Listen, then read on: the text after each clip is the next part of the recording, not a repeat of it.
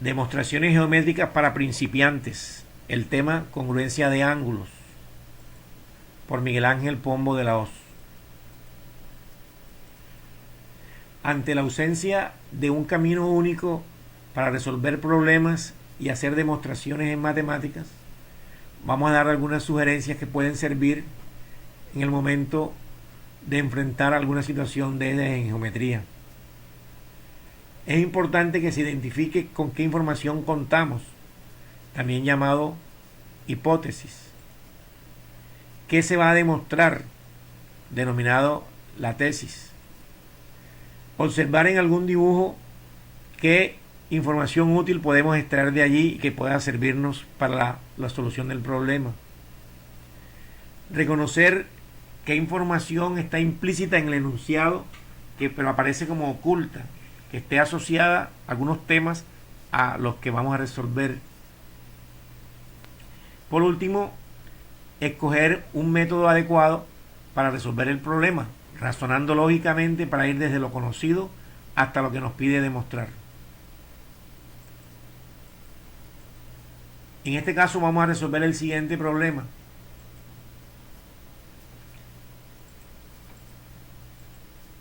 Tenemos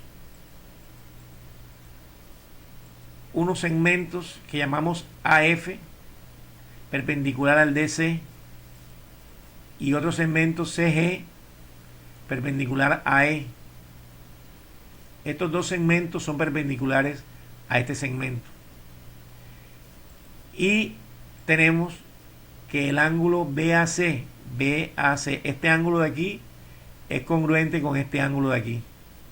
Me piden que se demuestre que este ángulo de aquí, estoy señalando, si es congruente con este de acá.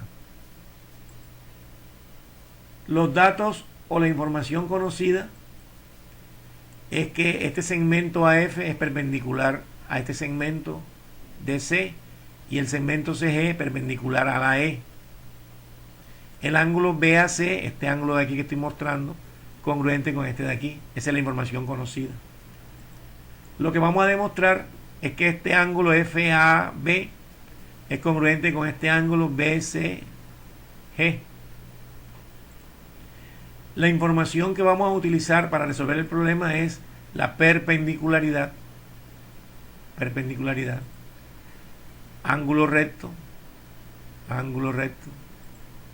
El teorema, los complementos de ángulos congruentes tienen que ser congruentes. La premisa número 1.